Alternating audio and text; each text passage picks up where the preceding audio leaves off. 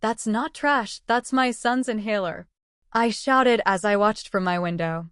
The HOA president had just snatched the medication from my asthmatic 16-year-old son's hand and tossed it into our black garbage bin while he stood helplessly in our driveway, still wearing his backpack from school. Her cold smile as she walked away still haunts me. Little did this power-hungry bully know that her cruel act would lead to criminal charges when my son nearly died that afternoon. What drives someone to risk a child's life over a homeowners association rule? 3 years ago, I became a single father when my wife, Sarah's, heart condition took her suddenly at just 42. Our son, Ethan, inherited both her brilliant mind and, unfortunately, her severe asthma. Now at 16, Ethan has to carry his inhaler everywhere. It's literally his lifeline. By his 16th birthday, we'd seen the inside of emergency rooms more times than I care to count. The medical bills were drowning us, so when my company offered a transfer to their office near Crestwood Estates, a community with air quality ranked among the top in the state, I jumped at the opportunity. Ethan's pulmonologist confirmed it could reduce his attacks by as much as 60%. "Dad, this place looks like something from a movie," Ethan said as we pulled into our new neighborhood. Manicured lawns, coordinated mailboxes, children playing safely in cul-de-sacs. It felt like we'd found a sanctuary after years of struggle. The morning after we moved in, I was organizing our garage when a sharp, authoritative voice called out, "Excuse me. Moving trucks must be gone within 24 hours of occupancy. Section 4.2 of Community Guidelines." I turned to find a woman in a tailored blazer holding a leather portfolio, her posture rigid with authority. "Patricia Caldwell, Homeowners Association President," she announced, extending her hand. The moment our eyes met, her professional smile vanished. 20 years dissolved in an instant. Patricia and I had dated throughout junior year of college until I broke up with her at a fraternity formal, publicly, thoughtlessly. A shameful moment of youthful cruelty I'd regretted for years afterward. Recognition flashed in her eyes, followed immediately by something cold and calculating. "Well, David Miller," she said, my name sounding like an accusation. What an unexpected surprise. "Welcome to my community." She emphasized the possessive in a way that made my skin crawl. That first month brought an avalanche of violation notices, each increasingly trivial. Trash bins visible from street beyond collection hours, $75 fine. Unapproved window treatment visible from common areas, $50 fine. Basketball hoop in driveway exceeds height regulation by 2.5 inches, $100 fine plus removal requirement. Each notice was personally signed by Patricia, each interaction more hostile than the last.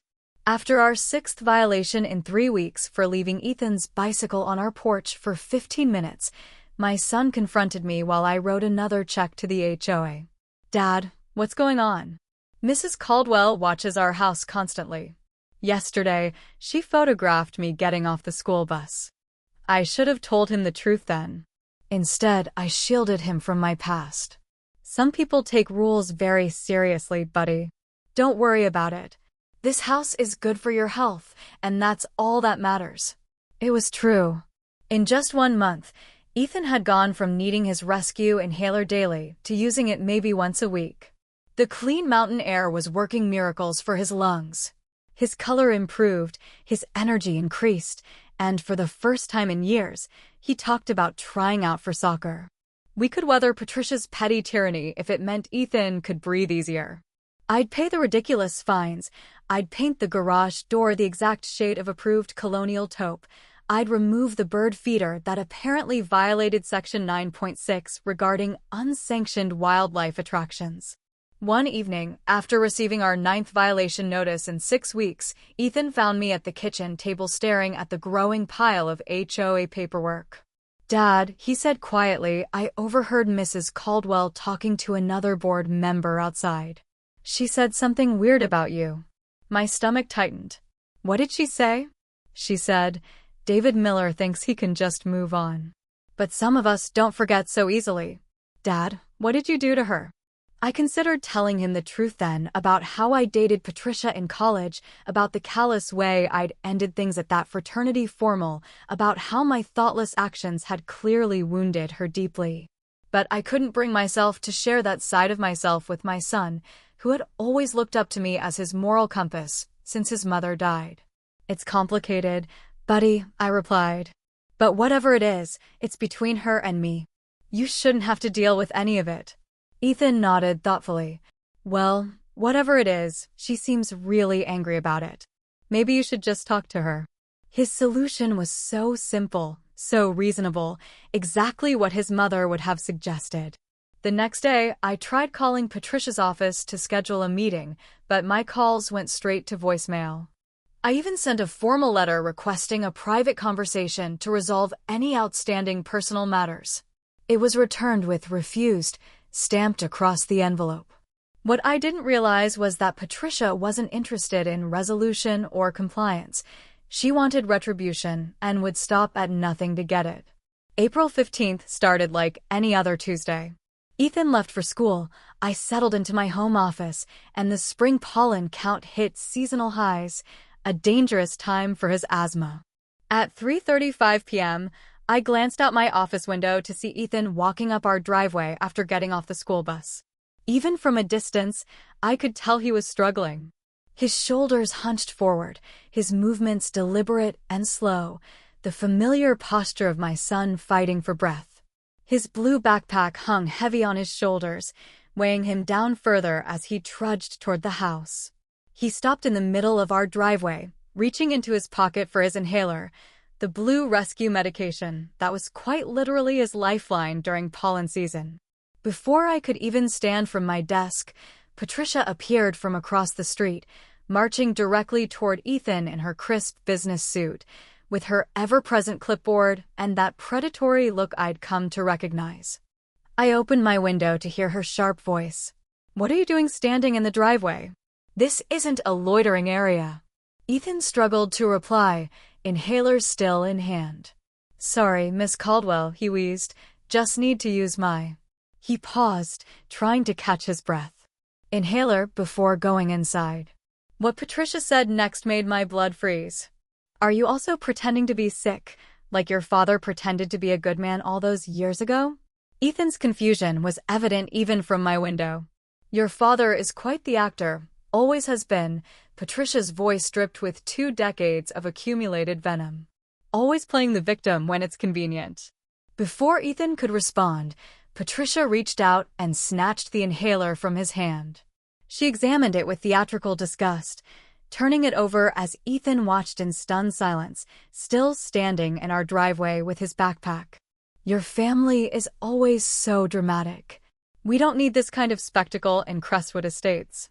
I was already rushing for the front door when Patricia walked deliberately to the black garbage bin at the edge of our driveway and dangled the blue inhaler over it.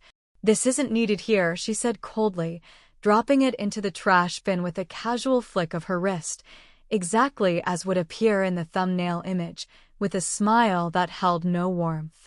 She leaned close to my gasping son and said, "Tell your father that mistakes from the past always come back. Some debts can't be paid with just an apology." Ethan stood frozen in the driveway, his breath already growing labored without his medication, his hands clutching his backpack straps as his face showed confusion and growing panic. Patricia turned to leave, then paused. "Oh, and if your father wants to file another complaint about me enforcing the rules, perhaps he should remember how public humiliation feels." I burst through our front door just as Ethan collapsed in our driveway, still wearing his backpack, his breathing now coming in frightening, shallow gasps. "She took my..." He wheezed, unable to finish the sentence, pointing weakly toward the black trash bin at the edge of our driveway. Mrs. Rodriguez, our 72-year-old neighbor who had been gardening nearby, was already hurrying over, her phone in her hand. "I saw everything," she called, her voice steady despite her obvious distress. "That woman took his medicine and threw it away. I've been recording her harassing your family for weeks." Ethan's lips were turning an alarming shade of blue. The familiar terror gripped me, the same fear I'd felt watching his mother deteriorate in her final days. Couldn't lose him too. Call 911. I shouted to Mrs. Rodriguez as I sprinted to the garbage bin. Tell them severe asthma attack, 16-year-old male, medication deliberately withheld. I plunged my hands into the bin, frantically pushing aside coffee grounds, food waste, and discarded mail. After seemingly endless seconds, my fingers closed around the familiar shape of Ethan's inhaler. I wiped it frantically on my shirt and rushed back to my son. Ethan was now sitting, slumped against Mrs. Rodriguez, who had an arm around his shoulders, speaking calmly into her phone with details for the emergency dispatcher. His chest heaved with increasingly desperate attempts to breathe, each inhalation a painful, audible struggle. "Here, buddy," I said, pressing the inhaler into his hand. But Ethan was too far into the attack to coordinate using it. His hand trembled violently, and panic filled his eyes as he looked to me for help. I took the inhaler, shook it, and held it to his lips, pressing down to release the medication. "Breathe with me, Ethan. In through your nose if you can. Hold it now, out slowly." But the attack had progressed too far. The inhaler that would have prevented this crisis was now insufficient to reverse it. "How long until they arrive?" I called to Mrs. Rodriguez, trying to keep the panic from my voice. "For minutes," she answered. I told them it was life-threatening. Every second stretched into eternity. Ethan's fingernails were now taking on the same bluish tint as his lips, a sign of dangerously low oxygen saturation. His eyes were wide with a primal fear I'll never forget. "Stay with me, son," I pleaded, holding him upright as his body fought for every breath. "Help is almost here. You're going to be okay." Mrs. Rodriguez knelt beside us, despite her arthritic knees, holding Ethan's hand firmly. "Squeeze my hand, young man. Focus on that. The ambulance is coming." The wail of sirens cut through the quiet suburban afternoon. Neighbors appeared on porches and driveways, watching as paramedics rushed from the ambulance with emergency equipment. "Severe asthma attack," I explained as they reached us. His rescue inhaler was taken from him and thrown away. He was without it for several minutes before I could retrieve it. "Oxygen saturation, 76%, one paramedic announced after attaching a monitor to Ethan's finger. "Significant respiratory distress. We need epinephrine and albuterol now." They worked with practiced efficiency, placing an oxygen mask over Ethan's face and administering emergency medications. I watched as my son's desperate gasping gradually eased under their care. "We need to transport him immediately," the lead paramedic told me. "This is a severe attack. We'll take him to Memorial. They have the best pediatric pulmonary unit." As they loaded Ethan onto the stretcher, his frightened eyes found mine. He reached out a trembling hand, which I grasped tightly. "I'm right behind you, I promised. I'll be there when you arrive." The paramedic placed a hand on my shoulder. "Sir, did I understand correctly that someone deliberately took his medication away from him?" I nodded, my voice breaking. "The HOA president. She threw it in the trash right in front of him." The paramedic's expression hardened. "Make sure you tell that to the officers who will meet you at the hospital. That's not just dangerous, that's criminal." As they closed the ambulance doors, a cold, focused rage replaced my panic. This wasn't about petty neighborhood politics anymore. This wasn't even about an old grudge. Patricia had deliberately endangered my son's life, and she would answer for it. Ethan spent 48 hours in the pediatric intensive care unit. If he'd gone another 3 to 4 minutes without intervention, we might be having a very different conversation, his doctor told me gravely. This wasn't just an attack. This was respiratory failure in progress. When Ethan was finally discharged, he was exhausted, subdued, and required a new regimen of steroids and breathing treatments. As I helped him into our house, Mrs. Rodriguez was waiting on our porch with a casserole and information. "The police came while you were at the hospital," she said. I showed them the videos, not just from yesterday, but all of them. She had apparently been documenting Patricia's harassment of our family since our 3rd week in the neighborhood. My Ernesto was on the receiving end of her rule enforcement before he passed, she explained. I recognized the pattern when it started with your family. Ethan went straight to bed, the ordeal having drained him completely. I sat at our kitchen table with a cup of untouched coffee, reviewing the police report I'd filed from the hospital when the doorbell rang. Patricia stood on my porch, wearing the same business suit she had on when she confronted Ethan. She extended another violation notice toward me, acting as if nothing had happened 2 days earlier. Your yard maintenance is substandard. Section 12.4 clearly states grass cannot exceed 3 inches. Yours is approximately 3 1/4. That's a $150 fine, payable within. My son nearly died because of you, I interrupted, my voice deadly calm. She didn't even flinch. I heard he had an asthma episode. Always something dramatic with your family, isn't it? If he's truly that fragile, perhaps Crestwood Estates isn't the place for you. You took his life-saving medication and threw it away. The doctor said minutes more without treatment, and he could have died. Something flickered behind Patricia's eyes. Not remorse, but satisfaction. At least this time you didn't lie to me, she said. Your son really does need the attention, unlike the family emergency you invented to break up with me at the Phi Delta formal 20 years ago.